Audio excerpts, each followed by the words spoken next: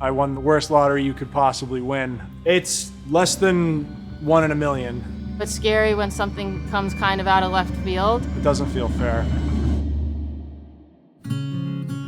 My brother was just one of those kids who could never get all his energy out.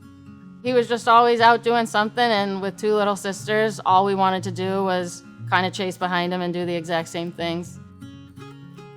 There was not a doubt in my mind that he would be a good firefighter. He would care for his community, he would care for his coworkers, and enjoy making an impact in that way.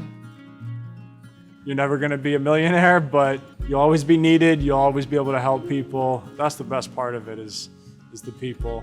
He had found a home, he had found something he was gonna be good at, and he could commit himself for the rest of his life. He's one of the healthiest people I've ever known in my life. And so it's scary when something comes kind of out of left field and totally blindsides you. I just had this slight uncomfortability, and they followed it up, saw a slight shadow on a test. It's probably nothing, let's check one more thing. You kind of get to the end of that checking process, and the little things turned into something big.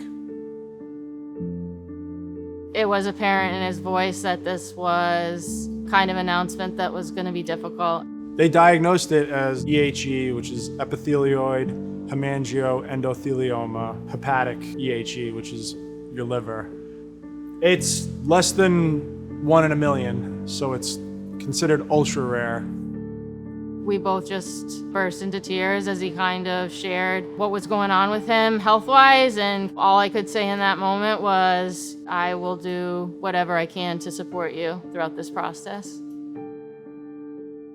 I mean, you look at him and he's healthy and he's strong and he feels good and he feels healthy. The biggest thing is from the day of his diagnosis, he had to put in on medical leave from his career. And there is no timeline for when he'll be able to return to that and make it part of his life again.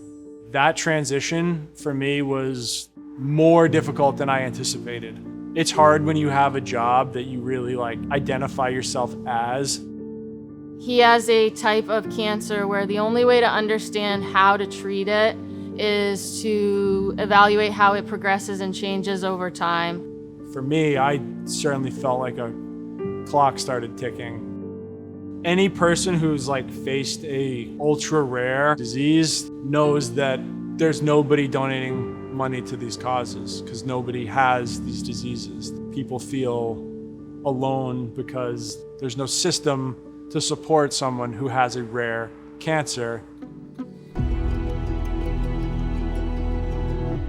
I am fighting for the Dana-Farber Cancer Institute. That's where Matt is receiving his treatment. Haymakers for Hope allows me to specifically designate it to the type of cancer that Matt has. If this amount of money can help further research, help somebody else down the road that finds themselves in the same position, hopefully their journey's a little easier. Everybody has a connection to this disease. What's become apparent to me is it's just how close that connection is.